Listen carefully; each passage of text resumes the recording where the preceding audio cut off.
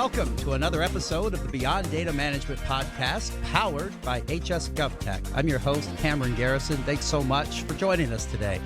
As you know, this show is totally dedicated to talking to thought leaders and people who are in the environmental health and public health and safety community, working every day with everything they have to both serve the public and also industry. The restaurants and all of the places that environmental health departments regulate. Really been looking forward to this episode today. We have a guest that I've known for quite some time and really enjoyed getting to know and working with him. They do some really great stuff. And it's Patrick Quaid, the founder and CEO of Dine Safe, as a lot of you probably would know them by I Was Poisoned, which is a company dedicated to helping solve the problem of foodborne illness, the reporting around that, and helping departments be able to do a better job of dealing with foodborne illness outbreaks. So, Patrick, delighted to have you with us here today. Thanks so much for joining us. Hey, Cameron, thanks so much for having me. Delighted to join.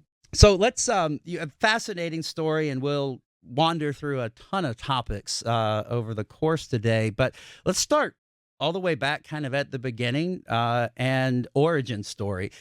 This is not, a lot of people have foodborne illness issues in their personal life. If you look at the statistics, there's millions of cases every year. But it's not something you just wake up one morning and say, I'm going to start a technology-based company to deal with food safety and support environmental health around the country. So I know that there's a personal, very interesting story on how you found your way to this space and founding your great company. So why don't we start all the way back at the beginning there and tell the audience kind of how you found yourself in the line of work and business that you own and run today. Yeah, it's a unusual story in that it's not something I have any training in. I'm no one training in environmental health, nothing in microbiology. It's really just a personal story. I was my background's banking, and I was working in New York, and had at the time and had a wrap from a deli in Tribeca, and I was absolutely flattened. I was it was horrific. And in the depths of kind of being ill, and I remember it vividly still to this day, being on the bathroom floor in my apartment, saying, I'm gonna do something. And my something was, when I felt better enough, was just to call them and let them know. So it's a pretty low bar. So you called the restaurant that had poisoned you. Yeah, I called the deli, and it was actually a deli that that still exists today. I think it's under different management. I called them to say, hey, I started and wasn't yelling and screaming. It was just to really let them know that, like, hey, you might want to check your mayonnaise or whatever I happened to think it might have been, on the wrap.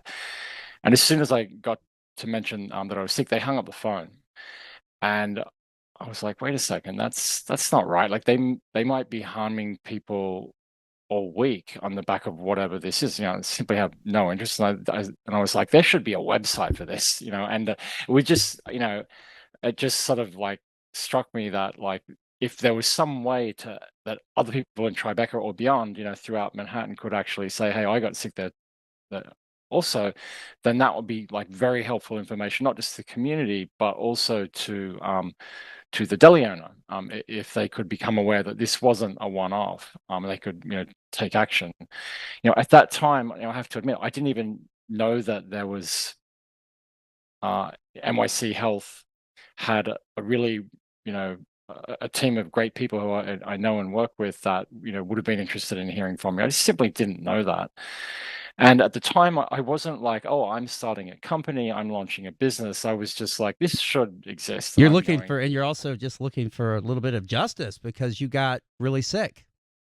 Yeah, I don't think I thought I'd get any justice for me, because, like, that was, there was no lab testing, and frankly, with what I know now about foodborne illness, it may not have been that place, but it just seemed like it should exist. And I built the first version myself. I'm not even an engineer. I kind of hacked it together, and and there was no like launch or like, we're launching this thing. There's no fanfare. There was no, capital raise or funding. I just built it over a couple of weekends and just plopped it on the internet.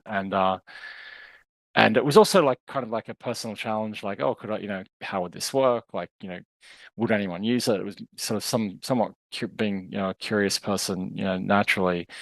And that was it. And then someone reported something. I was like, oh my God, wow, like someone found the website and put a report. I think it was someone from Chicago.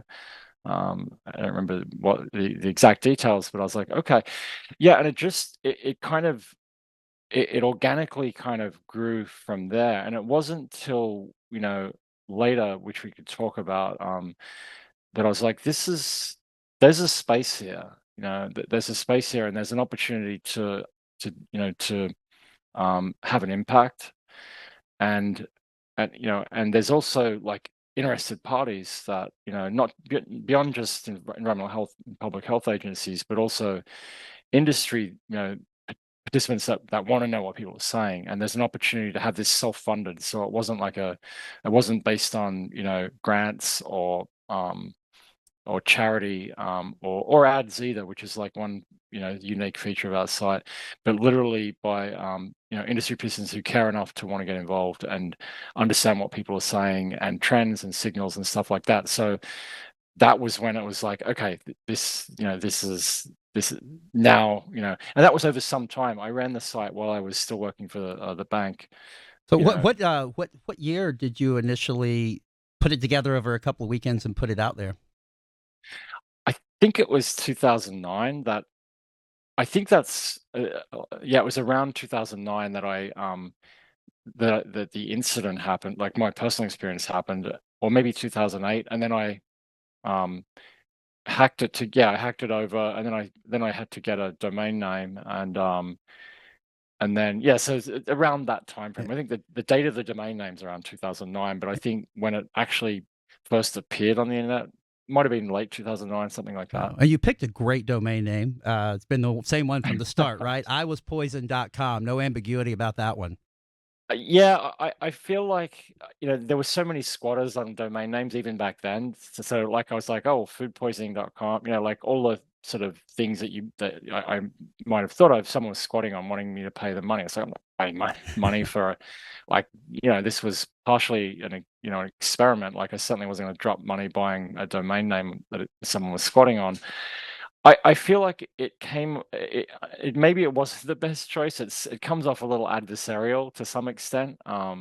So it's memorable. That's a good attribute. So I For suppose, sure. there's So that. So you got your first one in, and anytime you do something in tech and it's online, the first one is really exciting. Do you remember the kind of how you felt and what you thought when you got that one from Chicago the very first time that someone had found the site and actually put information in it? Oh, super exciting. I mean, it was like, oh my God, especially but not being an engineer. And it was clunky, and there was no budget, so I don't know how many pages of search they had to scroll through to find us. So yeah, I was delighted. And at that point I was like, hey, it worked. If nothing else happened, that would have been okay. I was like, it was kind of like a little moment that I was like, wow, like you can do something and you can reach someone, so Yeah, it's a it was really very, exciting. very unique feeling. So it went along for a while, sort of as a side passion play, right? What at what point, and tell us about the evolution of when you started to realize, wow, this is going to take off, and I might not should spend my time as a banker anymore. Yeah, it was really, as it grew, and in popularity and kind of awareness, and we started to see really strong patterns from brands. That was when I was like, wow, like, can this be right? Like, can this brand have so many more reports per, you know, like on a relative basis, like say, we use the term like reports per 100 stores, like to normalize so we can compare one brand to another. Like that concept started even like extremely early, just being, I mean, I come from, analytics, from risk management, from data management, as my background. So that's definitely something that's propelled some of what we've done here. So seeing those patterns, and um, that was when, like, there's very important information here, like, and coming to the realization that no one's really tracking that. Like, each county, or environmental health agency sees what they see in their area, but there's no one collecting this nationally. Frankly, it doesn't exist. So I knew we had data that, like, wasn't it just wasn't available, at all. Especially when you consider that, like, that not not everything's a reportable disease. So there's things that just simply aren't visible elsewhere. So that was when it was like, okay, there's a thing here. This is starting to take up more and more time. I already had to get engineering help because it got kind of bigger than something that I could run myself, like, technically. And because, like, as I said, it's working full time.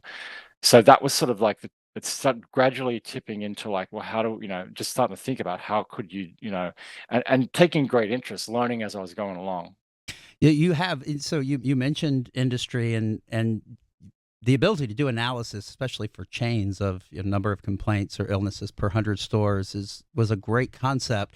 You have really two constituencies here, right? Well, three if you include the reporting public. Uh, Obviously, the health departments, but good actors on the industry side have a real, or should have, and do in a lot of cases, have a real interest in this data too. So yeah, maybe talk to me about those two kind of very distinct branches of stakeholders that have a real vested interest in more information and more data on this, on outbreaks. Yeah, that was the challenging part of the challenge, was making sure that, like, first off, that we did the very best we could to serve environmental health. I mean, this is, as I learned, like, there are agencies throughout the US and the world that are really the boots on the ground and the people really protecting us, and public health broadly. So making sure that we weren't getting in the road, um, and making sure that we could serve up data to those constituents well. And then also for the brands that were interested, letting them know we exist, and that, despite, like, a somewhat adversarial sounding name, like, we're not out to get anyone. We're simply like a data company that has data many of them I think all of them should want to look at, and some of them especially should be looking at. And yeah, then also serving the public. So it's definitely it's this there's three kind of, included in the public, is being aware that the news media follows us. They do, and just keeping all of that in mind and just trying to be the best actor possible, making sure that folks know what we do and can avail themselves of the services that we provide. And one of the most important things was making sure that there was a free tier for every environmental health agency. So no matter how small you are, there's a free tier that you can get involved if you want to understand. That I'm glad you mentioned that. That is really critical, because there is a free tier. How many at this point now, 2025? How many environmental health departments are tied into the platform and utilize the I Was Poisoned system? So yeah, there's over 550 agencies globally, in 7 countries. We operate natively in 7 languages, and we, which is one of the features that makes it, differentiates it from some other platforms that don't operate in multi languages. And frankly, there's no other platform that has a global reach. And we do see things globally in nature, because with Yeah. the way that the food chain is right now. So that's also super cool. It is, and the languages thing is actually really important because, especially in large, really anywhere in the country, it's a diverse country, but in really large metro areas, it's very difficult for departments to serve people who maybe are non-English speakers. Once you get past Spanish and some of the more common languages, it's a struggle for them. So I think that is a huge differentiation point. Um, What is in terms of? Do you remember what was the first department that jumped in, where you also knew, wow, we have a ball game here in helping these agencies, and now all these years later, you're at 550 plus.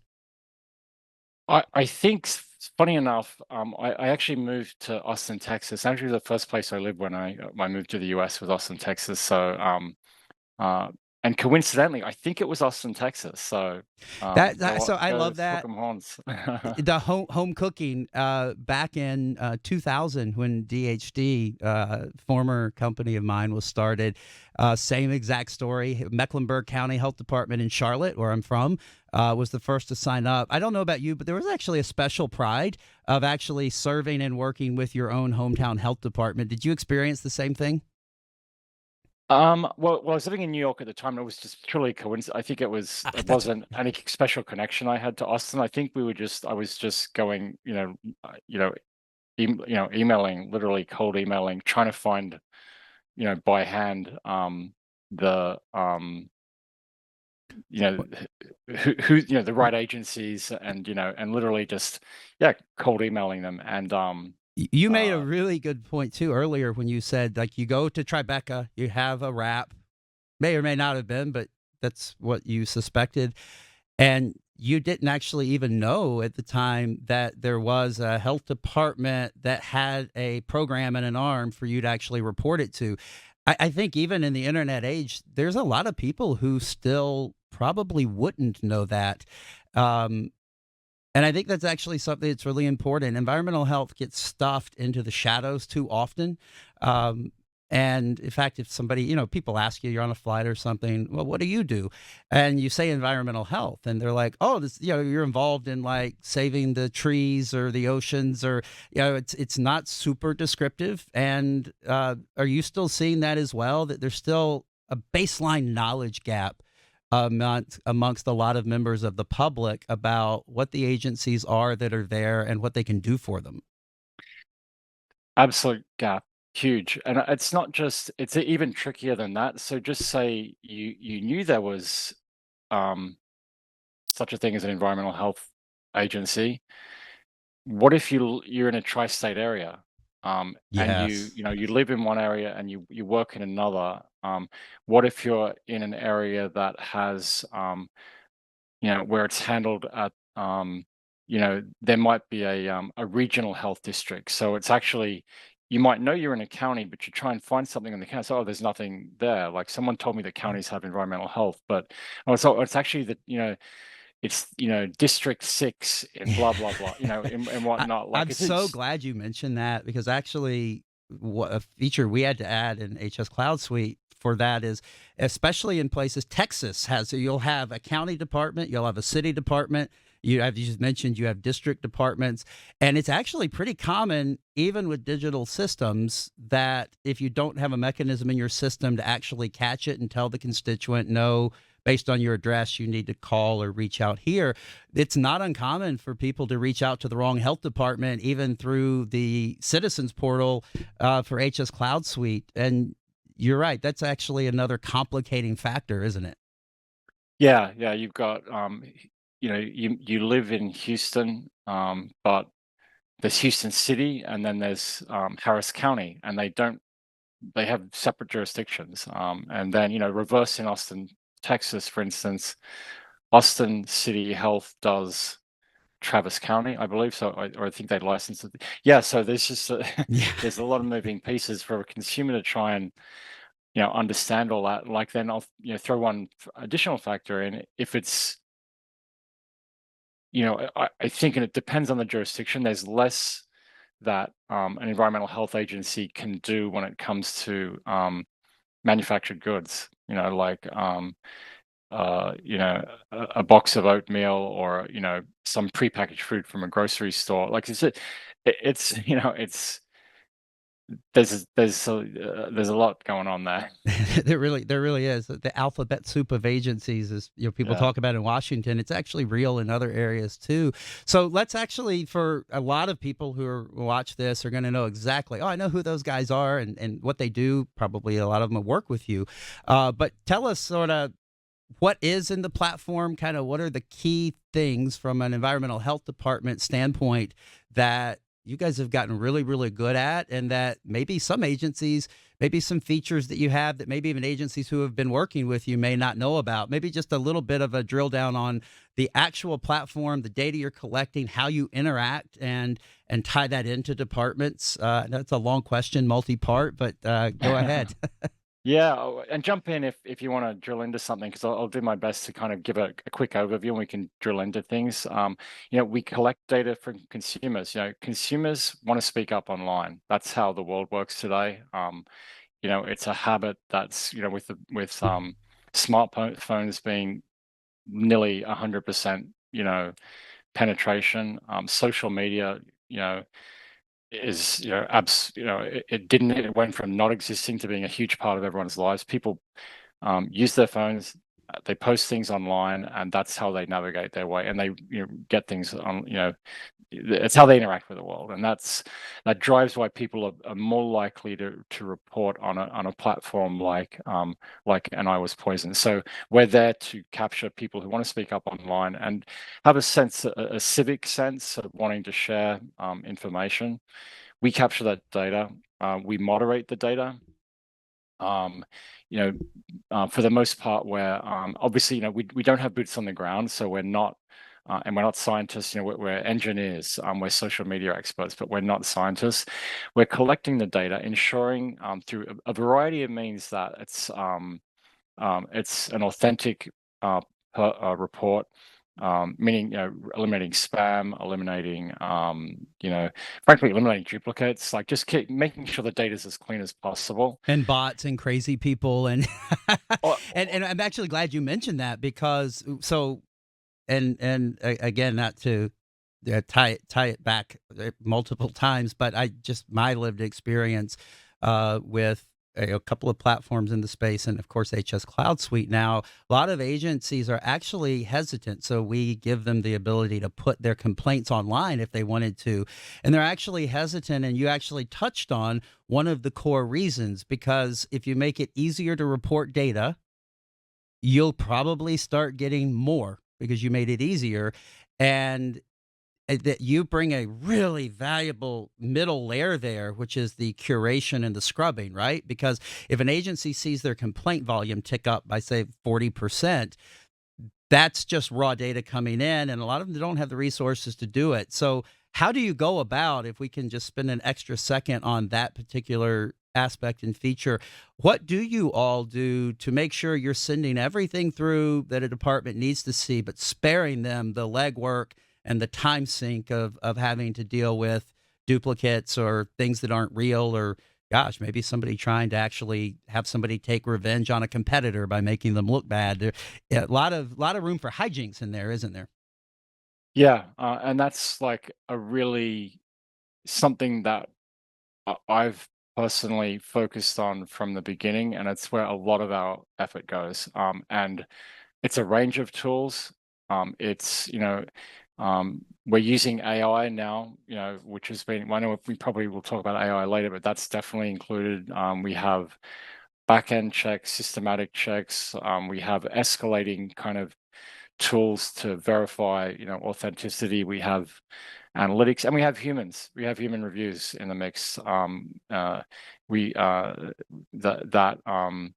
we'll look at the exceptions, and we actually pre-moderate. So it's some platforms like, I think most platforms like Facebook or Twitter, etc., will allow people to put anything online, and it actually goes live on the website. Then they have teams of people who are looking for the violent or graphic or otherwise problematic content, and then taking it down later. We do it first. We pre-moderate. I think we're the only platform that does that, and we do it because it's so important, and because there's number one, there's restaurants and businesses' names at stake, and also from a public health participants, like you can't rain junk down on already agencies that are already working. They've got a lot on their plate already, and you can't be now. Um, you know, uh, So I say Yeah, it's super important. We spend a it lot of time and is. energy And on that, and we think we do it's not perfect. Like if the, some environmental health folks are listening, they say, well, I got something that didn't have enough, or that didn't look right. It's imperfect, but I think like I'm proud of what we do on that. yeah, no, it definitely weeds out a lot of the junk and is a nimble solution to not making the department the first cut at weeding through those things. So we got through the content moderation. Sorry, I double clicked on that and interrupted you when you were in the flow of generally the broader overall feature. So it flows in from members of the public. You moderate it. You're not going to let someone damage a brand gratuitously. You're not going to waste the health department's time. Um, Continue on from there. What else is part of that core platform that EH should be aware of? Yeah, so we have our subscribed agencies, and anyone who's listening who's not subscribed is welcome to there's a sign up right on the website, and or email me directly, and we'd love to hear from you. But once you're signed up, we define your jurisdiction. So whether that's these 4 counties, whether it's one county, whether it's a city within a county, every agency gets a geofence, and we send you on the cadence you like. It's typically daily.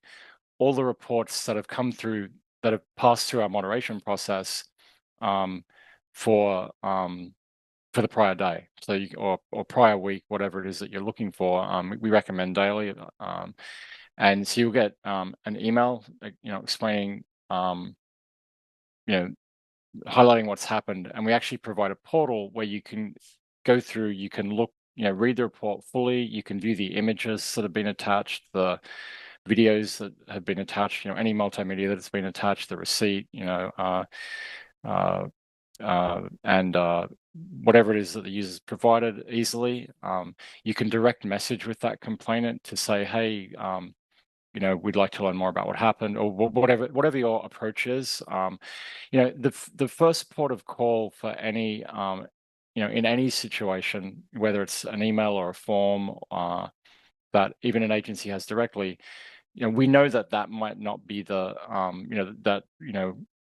that's the start of a conversation, whether it's a 72-hour food history, or whatever the process is for your agency. But we make sure you have the tools to do whatever it is, for your agency. And we have, a bunch of other features, but they're kind of like the key features that people want to know about it, is that they can get reports, they're moderated, they can view them, they can look at history, they can download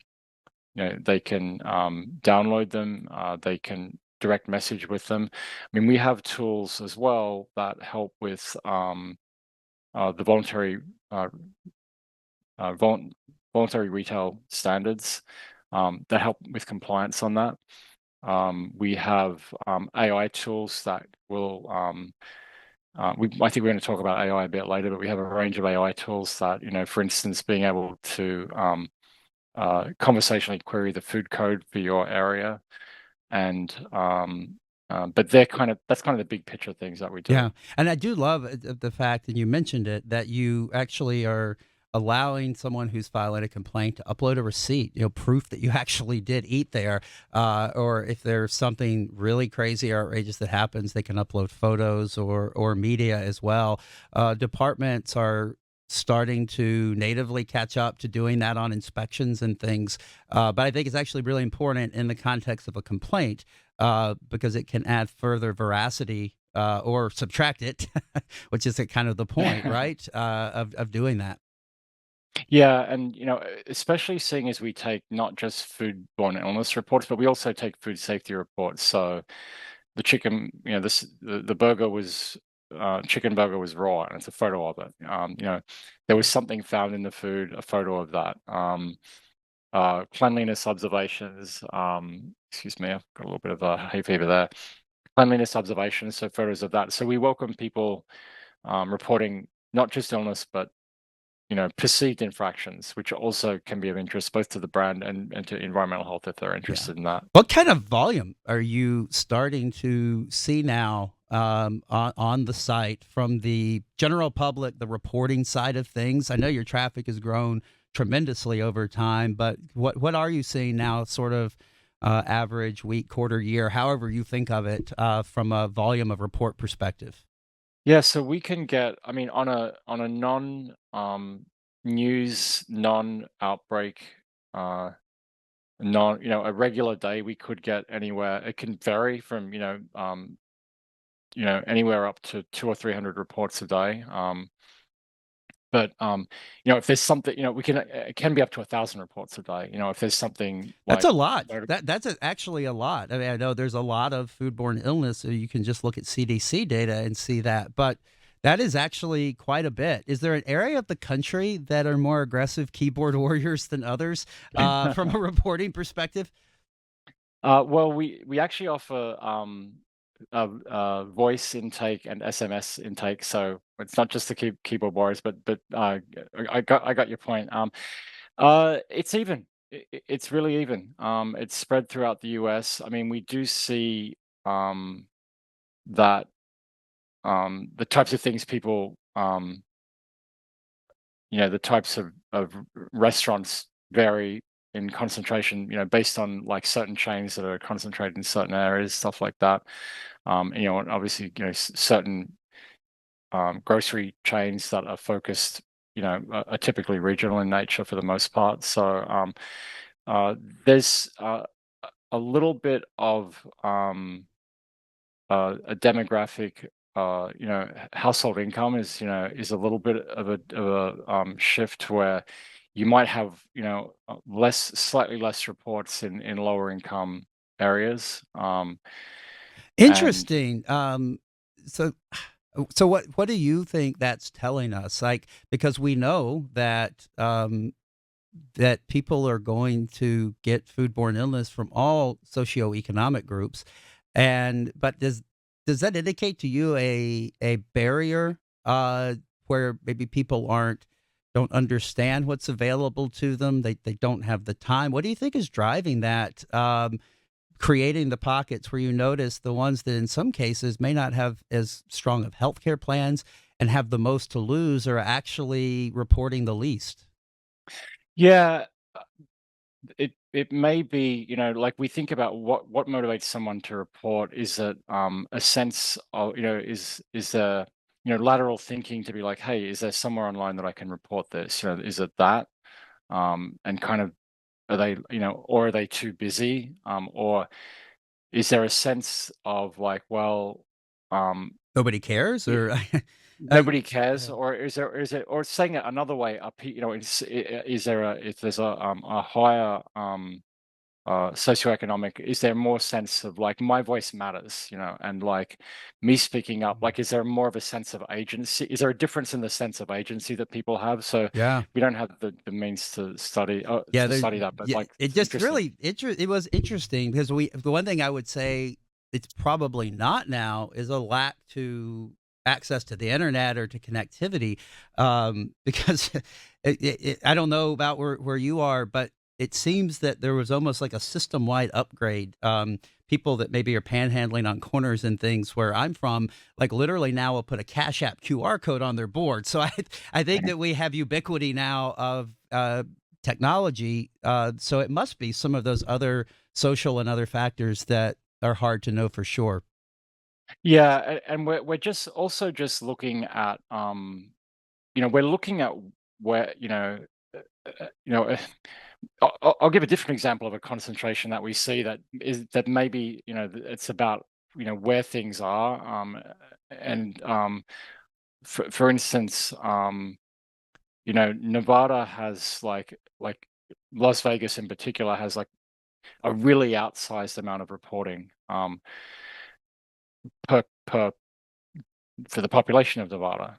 For if you look at it on the number of reports per population, which might be one way to look at this, which is one of the ways we look at things.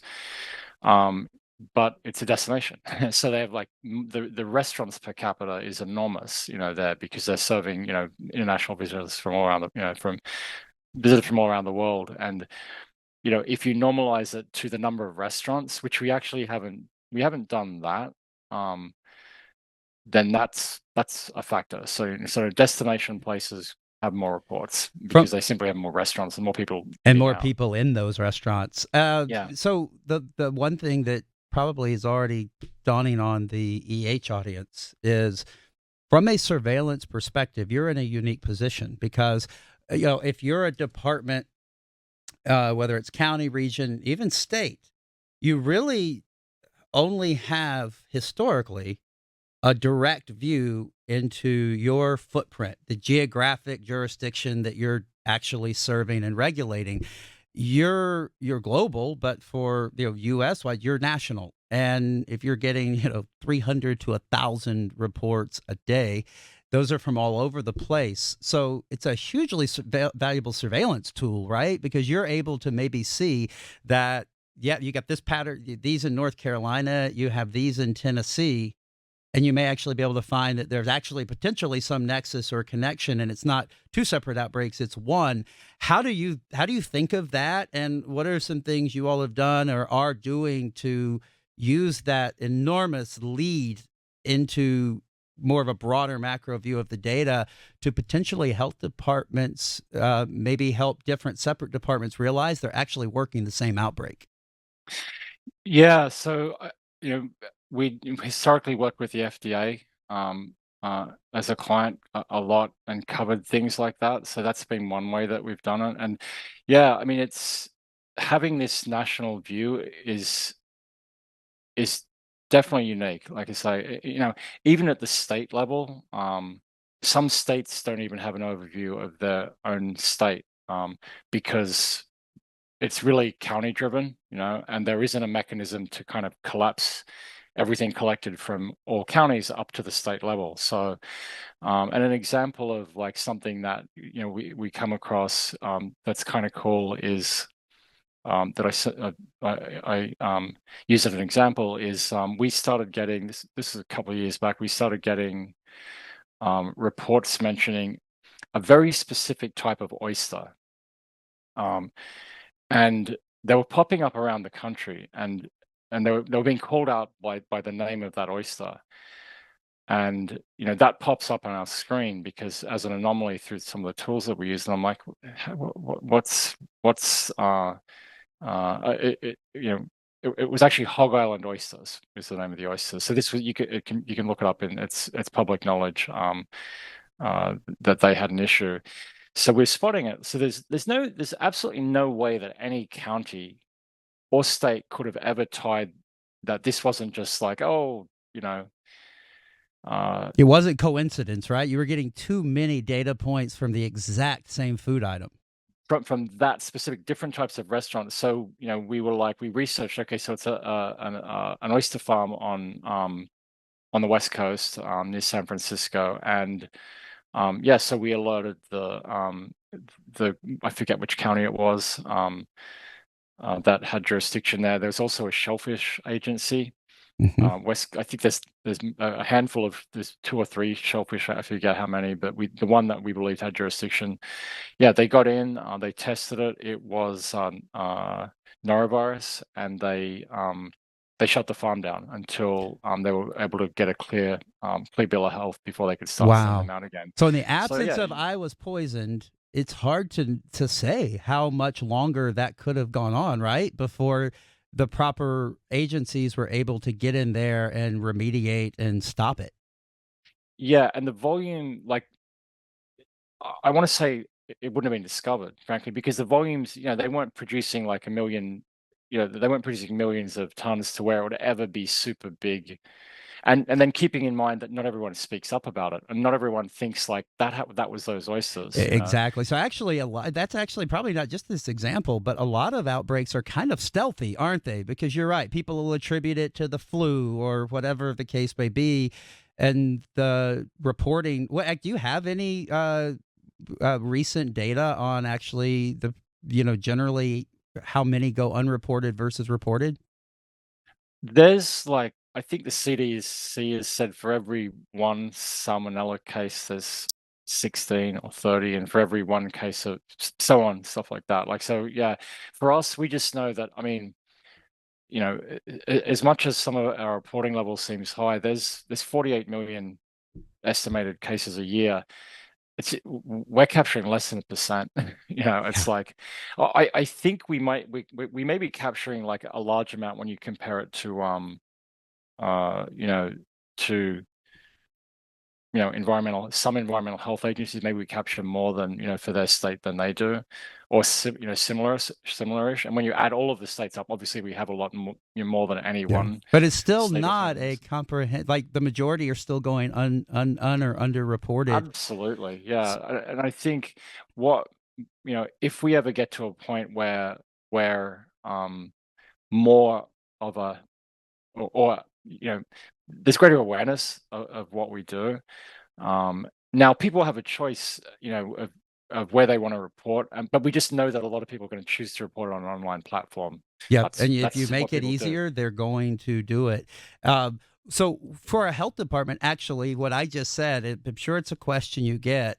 Patrick, like, sounds great, but a little scared because we don't, we're understaffed or we've had budget cuts, and if our foodborne illness reports that we have to investigate doubles, what do you say to an agency that maybe for legitimate reasons has some apprehension, or just general concerns about workload flow?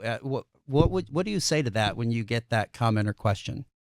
Yeah, I think it's a great question, and from where we're sitting, we're saying that, like, look, um, you want all the data you can get, and you and now, especially with AI, uh, more than ever, it's easier to surface things that really matter.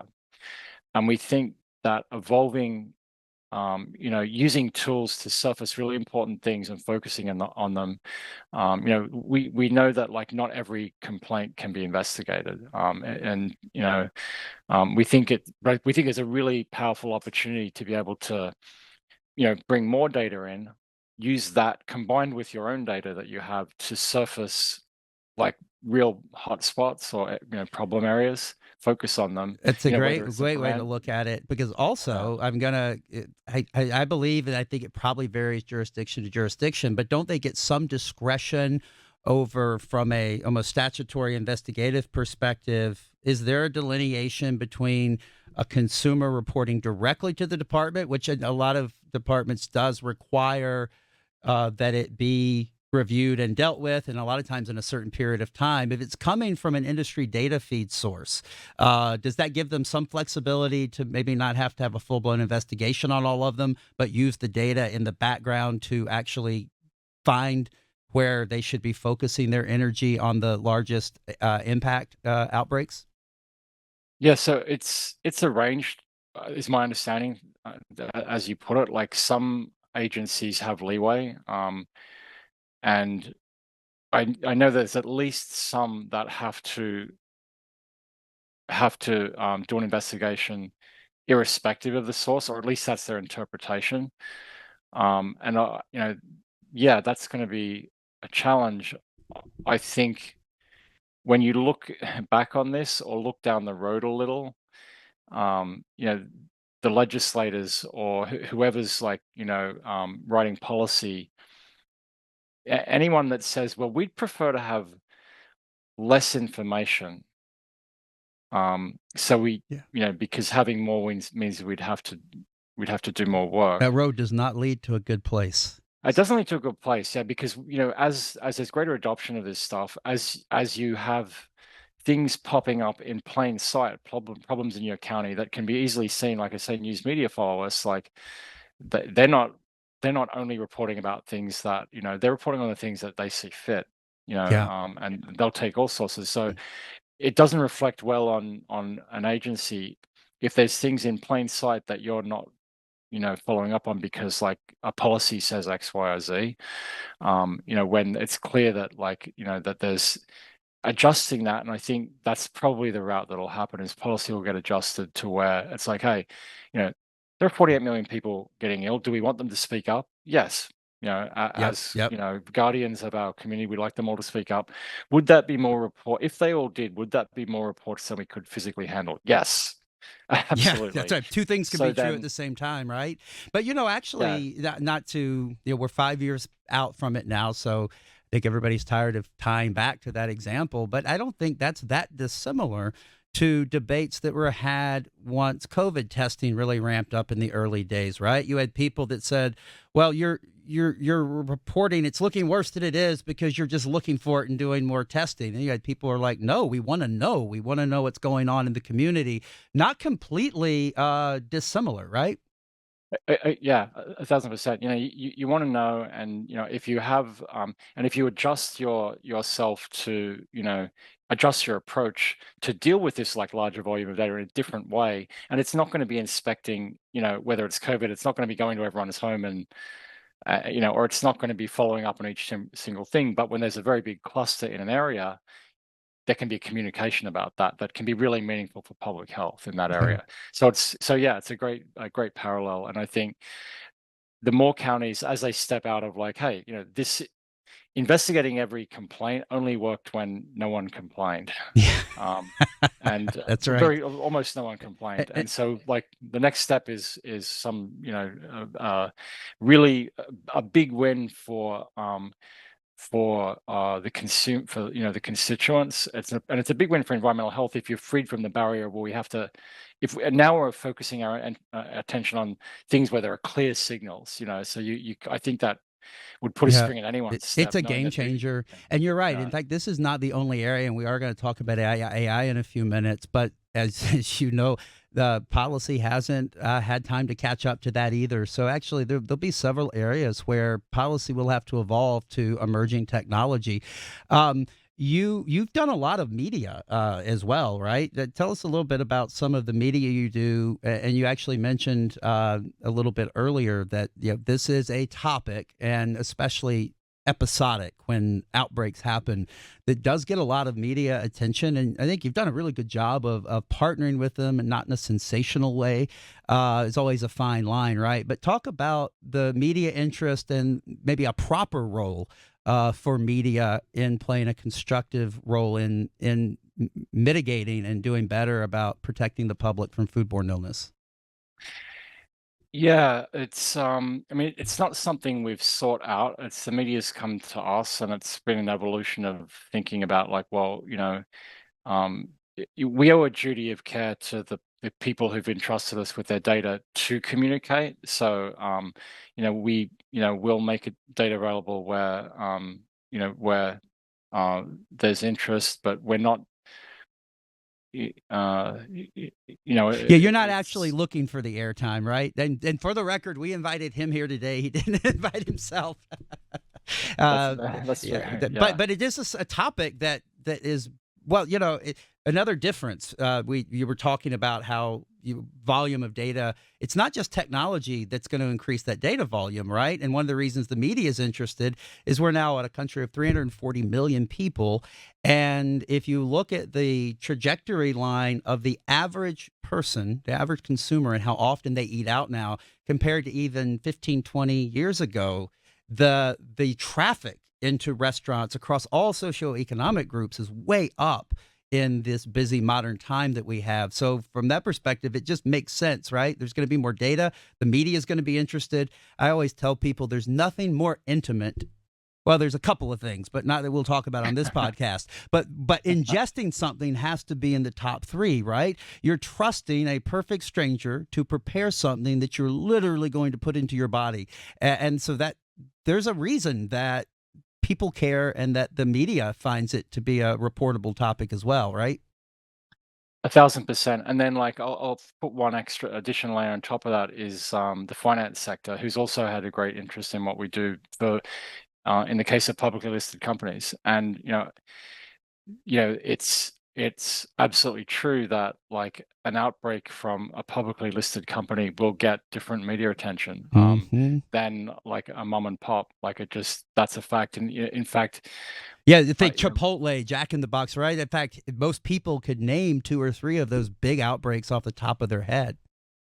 yeah, and the interest like is it's a human interest for sure, but it's absolutely a financial interest, and that they can kind of like go hand in hand a little bit, because they when you've got like major publications covering and taking great interest, especially like you say in the event of Chipotle, they lost $10 billion in market cap from the Yeah, first outbreak to the kind of point, the low point of their stock, after those several years of like, back-to-back situations. So that's a big deal. it That's is. a lot of investors and some, and the financial press extremely interested in how they're doing on So that you stuff. actually segued perfectly to what I was literally going to ask you about next. Maybe ask it maybe in two parts. What has industry's reaction been to this? Because like you mentioned, the "I was poisoned" URL certainly is not a declaration of we just want to be friends. But like, and has it changed over time? So, in other words, has the response from industry and the way they've approached and dealt with you changed from the early days when you launched it as a side gig to how it is now? And how has that reaction and evolution of that reaction been? Yeah, it's changed.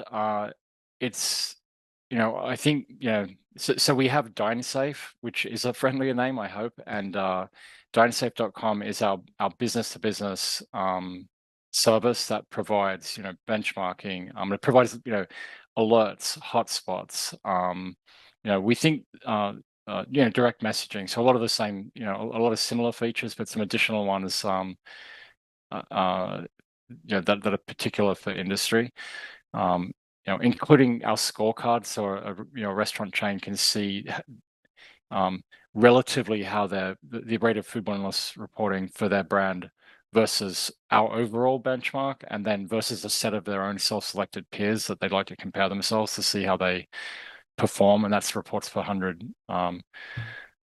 per 100 Do, locations, do you reports mind per me? cost. Do you mind me asking then, like how many, and if it's something from a business competitive perspective, you can not answer it, but you're working with a good many of the industry side at this point, aren't you, as partners and Yeah, clients?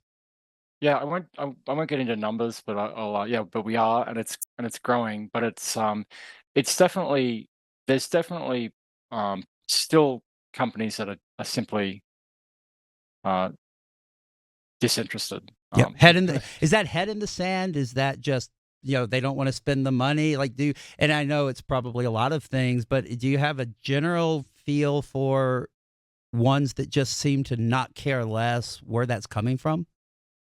I don't have a good sense of like what the the stumbling blocks are. Obviously, like there's like there's the boar's head end, because we're just, another point is we're working across grocery chains, product manufacturers. Like it's not probably around half of our reports are um, are other things. Not so it's not just restaurants, but you have the boar's head who simply had listeria in their plant, and they just continued to operate their plant with listeria in it. Like so that's an extreme end No, of no, just. knowingly they knowingly kept it open with a listeria going in there. Yeah, that was the Boar's Head outbreak with the 10. I think there was 10 dead. That was That's last year. the boar's head, Yeah. the cold cut meats, right? Yeah, so there were uh I believe there was listeria samples routinely found inside the factory, and there were like areas for sure. There were inspectors found areas where listeria areas where there was water dripping, and parts of the factory that were breeding grounds for listeria, and they just continue to operate. See, Wow. there's uh, There's in no the anecdote hierarchy. for a bad actor, is there? Remember the peanut? I think it was around 2007 or eight. That big peanut Yeah, one in probably. Georgia. Like the guy was just a criminal, and I don't think it could be characterized any other way. Yeah, so that's one end of the spectrum, and to me, the hierarchy of importance is where you have listeria or salmonella with I think PCA Peanut Corporation with salmonella in your product, and so that's one end, and then you've got like incredible actors, who are, tech forward, who are, data mining and, and really looking at stuff like this. The rest, it's unclear, like where, the stumbling points that we get to. Some of it, frankly, is that the is that we'll actually have discussions with a company where the head of food safety or food safety and quality assurance is interested, but they're not always the top of the totem pole inside the organization, and their ability to sell the C-suite or upper management on spending money on services to help fortify the brand from food Yeah. safety perspective, they're just It's not able to real. break through That's that wall. real, Yeah. isn't it? That's real. I've Yeah. actually seen it. I will name them. I've actually talked to like the director of QA or food safety at a couple of chains, and they'll tell you off the record it's really hard to get traction with the executives to splash out money for technology or whatever they're asking for. I guess the lessons of a $10 billion market cap drop only last so long. um, Yeah, yeah, truly. And I think there's like a can't happen to me type thing. There's a like make it through the next quarter. Like it's a very, especially for a publicly Normalcy listed bias, company. right? It's like lightning won't strike here. Yeah, and so you got that. And I mean, the other thing is that like you have a chief financial officer, a chief technology officer, you have a chief legal officer. Chief food safety officer just doesn't exist. There's no one at any of these, for the most part. Like it's extremely rare. Let me put it that way. It's extremely rare that you have uh Yeah, not really. They're usually not in the C-suite. You're right. Right. They're going to be in a don't have department a seat at the somewhere further table. down. Yeah, Yeah. yeah. So And if they're lucky, they're reporting to food safety is reporting to like, to like someone on the suite. But even that's rare that they even report to someone on the suite. They report to further down the chain. And I've seen reporting to HR, the head of food safety reporting to like customer service, like so they have it's everything goes, yeah. and some that don't have them, at Right. all. Yeah. Don't So have them at all. Do you? Are you reporting some, or do you have some relationship? So in manufactured food, and it's obviously not the same in every state, but a lot of times that's contracted by FDA to Department of Agriculture. In a lot of cases, do you have a mechanism to actually report data that you're aggregating on manufactured food, for example, back to state Department of Ag or whoever the proper authority in that state is that is in those plants and has investigative authority? for historically we have for the FDA, like obviously the FDA stuff is in flux right now, so we're not sure how that is going to shake out and if that will continue. But historically, that was our route for the manufactured food. Yeah. We were not working with, we had not have not been working with the USDA. We'd like to. So if I don't know if anyone from the USDA is listening, but we certainly can carve out like uh, the different aspects of what people are reporting and create feeds specific to the thing that someone cares about. So whether it's a state, a county, a restaurant brand, a manufactured product, a brand name, all of it, we can, that's our big, one of our big strengths, our analytics and our ability to carve things out. Yeah, and the analytics I'll tell you are powerful, and we will put in the comments and description on the platform, so you can get this anywhere you get your podcast. We'll put the more information, link to your website, and all of that, so that people can dig deeper and reach out. Just last on industry. And you don't have to name them, but have you ever had one that just, for lack of any more charitable way to put it, was just pissed off that you exist, or that maybe you got your hands on a complaint? And have you ever been threatened, not physically, but like from a legal sense, or have you ever had an interesting experience where not only they don't want any part of it from a food safety culture perspective, but they're actually grouchy about it? Yeah, I mean, and that's at the large brand. I mean, I was giving a talk at a conference and was challenged by the head of food safety for a large company, and they were actually attending an environmental health conference, so they were amongst the people that inspect them for that state. And I said that individual reports, like, absolutely, there's like limitations to crowdsourced data, like there's last mile bias, there's individual reports we think are valuable, for a variety of reasons, and brands do too when they get it, but the clusters and the trends and the benchmarking, like, is extremely powerful. And I said point blank, I said, look, do you want to know? Because I'd given the Chipotle example, which leading up to their first outbreak, which we detected in real time, we could also see that they were trending 10 to 20 times worse than our benchmark. That's not percent. That's 10 to So actually, if you look back, it's sorry to interrupt you, but that's super interesting. So if you go back and look at that data period of time from Chipotle, they were setting off every light on the dashboard for you all, even before it was in the news that it was happening. Over 2 years before, it was crystal 2 clear. years? Yeah, Wow. yeah, that was, and we were smaller then as well. And we tried to reach out to them, but there was not interest at that time from them. They were too But yeah, busy poisoning people. Sorry. looks like, yeah, Allegedly. yeah. Well, the $25 million fine might make it seem, yeah, they actually were. They actually did. Yeah. No, you're right. They got fined, and they did actually make some meaningful changes after they had that horrible experience, didn't they? Yeah, the CEO was the founder was forced to step down as CEO. They made a lot of changes. But I'd stepped the audience through that, and I said to the person, would you like to know if your brand's performing 10 times worse than your peers? And they said, and they said maybe. They said, well, it depends. It's like, what depends on what? What does it depend on? Like, but that was their answer. In front of the In front of the whole environmental health for the whole health state. agents who were inspecting them. Yeah, so that's at that level, and that was a food safety person too. That wasn't them. Like I say, there are food safety people who are all on board. They're trying to get it across the line. It's difficult for them. There's food safety people in the brands who are like, maybe, like who, and then there's that's at the chain level. On the individual store levels, yeah, we'll have people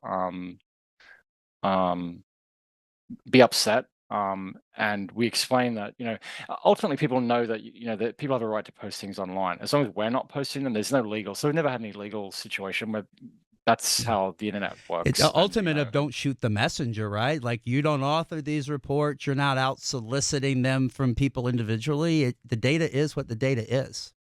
Yeah, and then further, we offer, if the brand is interested in monitoring and direct messaging, and do want to do that with the person, if a brand takes that step and cares and wants to follow up, if the person doesn't respond to them, we take the report off the website. Now, already our website only contains around a third of all reports that exist. So that's based on consumer choice. When people make a report, they can decide, I want to notify public health. I'm interested in notifying the brand. I want to be. So you let them, you allow them to choose the sharing privilege, if you will, of their complaint.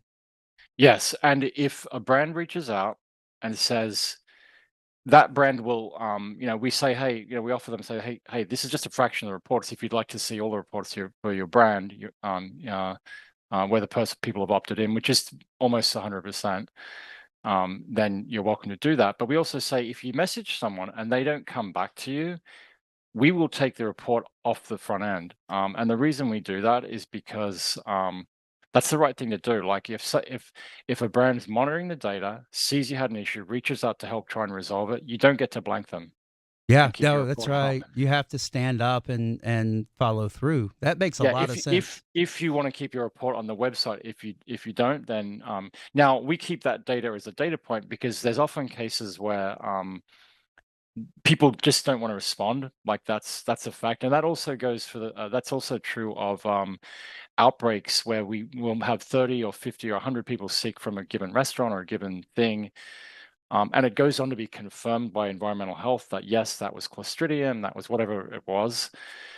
There'll be 20 of those people who don't respond to us ever again. They just simply don't respond, and that's just human. That's how Yeah. it works. And this is before it was in the news. So these were people who independently reported something having an ailment. There was Clostridium. It's like 99% chance that, and especially if they didn't even choose to show it on the website, because people are like, oh, people just report to I was poisoned because they want to shame the restaurant. No, it's less than a third show up on the website. Wow, that's Most, and yet that yeah. means that you so you're right. So if you say don't put me on the website, I'm not looking for attention or 15 minutes of fame. I just want you to know and the agency to know that I got poisoned or was sick. And we've done some polling on that. The number one reason people give for not wanting to put it on the website, you want to take a guess? Fear of retribution or I, They don't want to harm the restaurant. really? Okay, so I would have not guessed that if I took 5 down. That's really interesting to me because it Yeah. indicates that if that's the top reason, they're not looking for a chunk of flesh. They're not looking to inflict harm on them. They're trying to just report. And that person, of 100, 30 of them won't respond if we message them again for a follow-up. If it goes through environmental health, we hear this from our environmental health folks that, oh, they didn't respond. And we encourage people, like, you will hear, you may hear from environmental health, public health. These people are your friends. They're here to help you. If they reach out to them, go back to them. That's, this is how you really, this is the most important thing. So we reiterate that at every point. And but they don't always respond, and that's human. That's, you know, that's not ever going to change. Like, some people will report, and that's the most you'll get out of them, but that's still a lot, and that's still a special person when you consider that it's so underreported. So Yeah, yeah, so yeah, you can't be mad at that person. At least they like sat down at their yeah. computer or their phone and they took a second out of their busy day And you day to have it say, in the hey. data set at that point, right? So it still has analytical value. Oh, it absolutely has analytical value, especially in the sense of clusters. And when you know that there are, even with outbreaks where it's very likely it was cluster, whatever it was, that was harming people from that particular restaurant, you can't dismiss people that, like, well, they didn't respond, therefore it wasn't real, or it doesn't matter. It can absolutely be powerful, even where Yeah, they don't respond. absolutely. So before we talk about AI, sort of save that till last there, but was just wondering, and not to put you on the spot, but you see a lot of data. If I ask you kind of what's maybe the craziest or funniest, I don't know the right word to use. I'll let you decide. That maybe you've seen. When I ask that question, does a particular report or situation just pop to mind, and you're like, yeah, that's an example of something really crazy that we've seen or funny, or you decide where you want to take Yeah.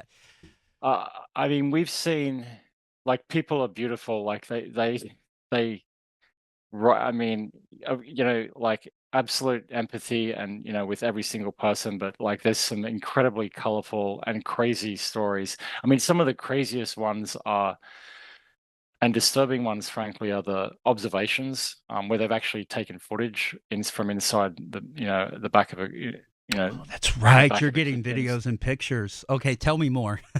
I don't know if I mean, some of it's really, really out there. And so, I mean, so really quickly, they're interesting.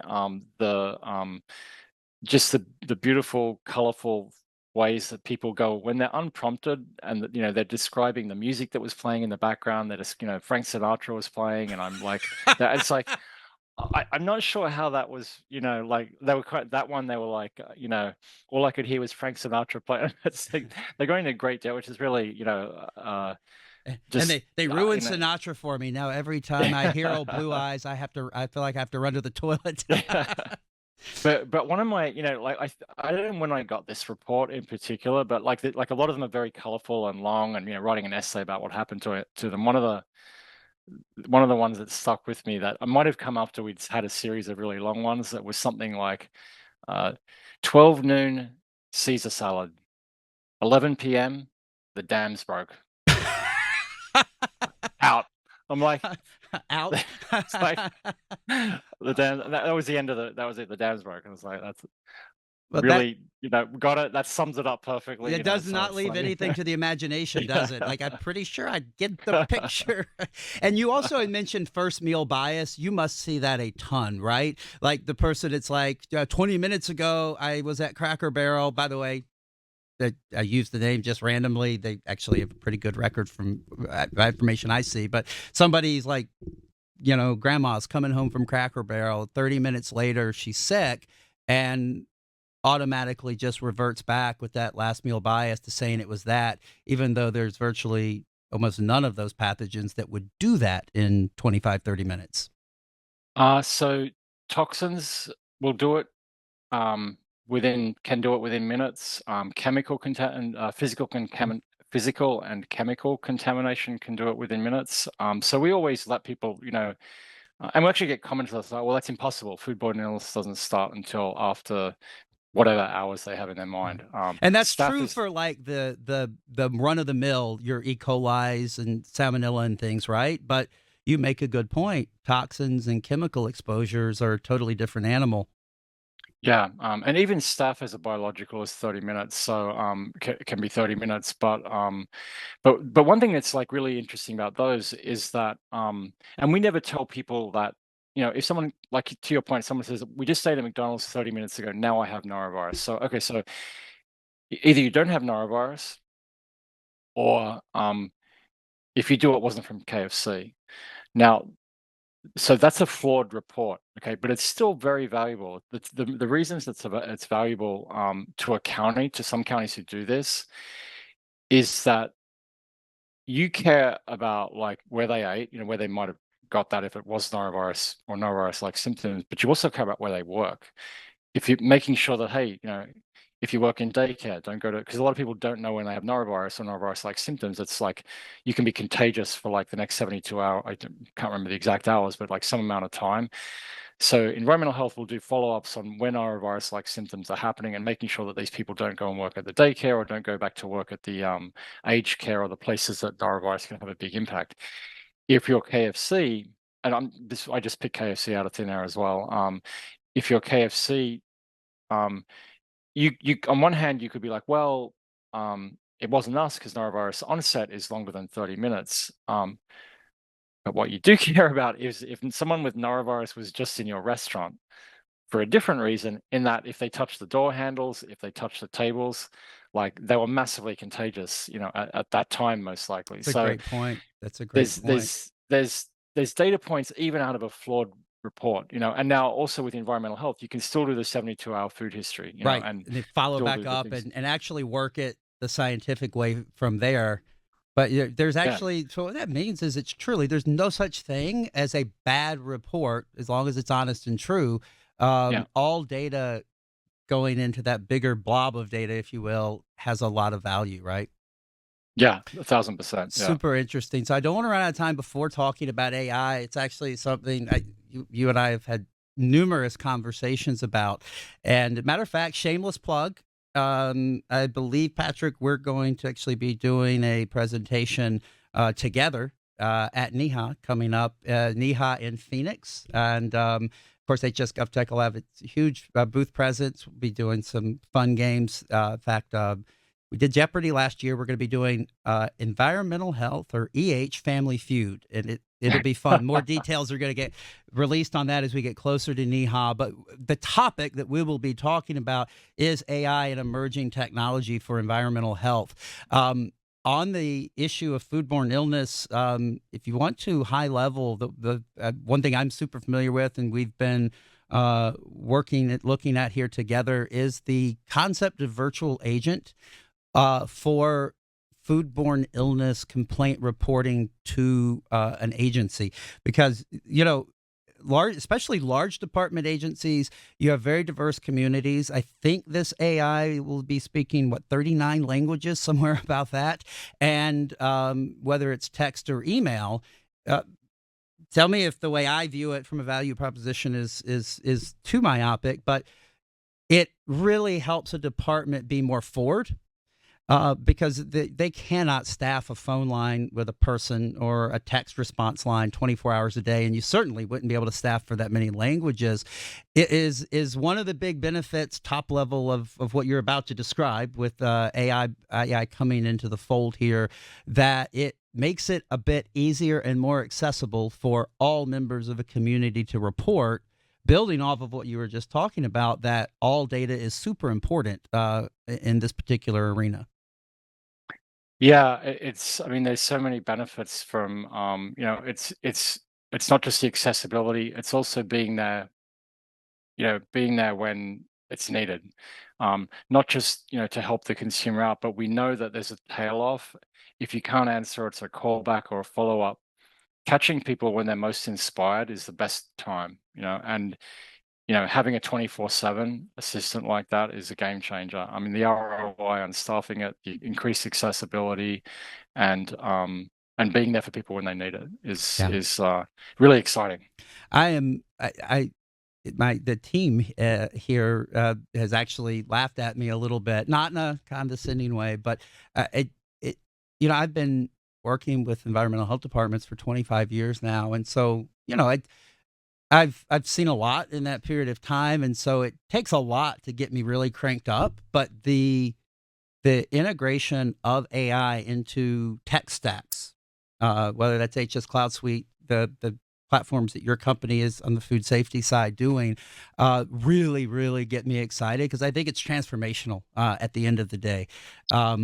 And we will really dig in and we're going to unveil some really slick stuff together at NEHA. And I'm really, really excited about that. I would encourage anybody, if you're already planning to go to NEHA, be sure to look for us and for that presentation. And if you weren't sure if you were going to go yet, you've got a really good reason now. And we'd love to see you in Phoenix in July this year at NEHA. But there's also going to be AI technology being released that actually, because one of the issues with using a general AI, so if an inspector today pulls up ChatGPT or Grok, they can go ask it questions. It's an available tool to everybody out there.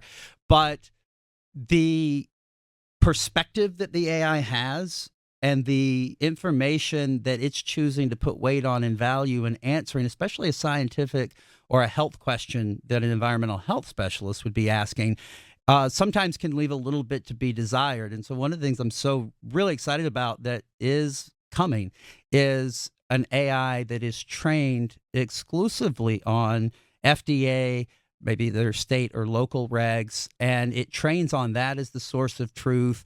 It's not sucking in Reddit boards or random internet Joe's opinion, right? And maybe tell us a little bit about that in closing. And again, we will, unless you correct me that I'm wrong, I think we're going to be showing that at NEHA this summer as well. Yeah, absolutely. We'll show that, and super exciting. Being able to box an AI towards a specific set of regs, a specific set of training data, exactly for that reason. Super powerful, and that's going to be huge. It has like multiple applications throughout. Whether it's for your consumers, your industry, internally, and yeah, we're really super excited about that. Yeah, I am too, and can't wait to present with you at NEHA and start to let folks see what the future looks like in a little bit more detail here. So you've been doing this. You put it together over a couple of weekends in '08. So you are doing the math on the fly on the air, which is never fun. 17 years, right? 16, 17 Yeah. years you've been at this. It's fair to say that you got passion for this, right? Because that's a lot of longevity and something that started as a side thing. Yeah, I mean, delighted to have had the opportunity to jump into this space. It's tougher than I thought, and it's been such a huge learning curve. And I'm grateful to everyone that has helped me along the way, and our current partners. And I look forward to pushing ahead with new partners. Yeah, we're very excited to work with you, and I'm looking forward to continuing relationship with you as this AI comes into full fruition. Is the best website for you iwaspoisoned.com, and we'll put additional details in the description down below. But in closing, iwaspoisoned.com. they can go there, get information. Is there another alternative place that you would point them, or is that a good home base? And we'll put the rest in the comments. Yeah, that's a good home base. Yeah, alwayspoison.com. Contact us. Love to hear from you. And you're also welcome to look at don'tsafe.com, but alwayspoison is a good spot. Patrick, it's been a pleasure to get to know you, and thank you so much for coming on here today. You are one of the good guys, and you're doing things that are really going to continue to make an even bigger difference. And so, first of all, congrats on the journey, and look forward to following along and being a part of elements of it as we go forward here. Look forward to working with you, and thanks so much, Cameron. Really appreciate it. Thanks, Patrick. Really appreciate it. So, everybody, thank you so much for spending the time with us today. If you have a idea for a show or a topic, or maybe there's something you feel you want to come talk about, you're from the community and you'd like to talk about on the channel, you can drop us an email, and the producers will get back to you quickly. It is beyond@hscloudsuite.com. Beyond@hscloudsuite.com. Until next time, for the Beyond Data Management Podcast, I'm Cameron Garrison. Thanks so much. Have a good day, everybody.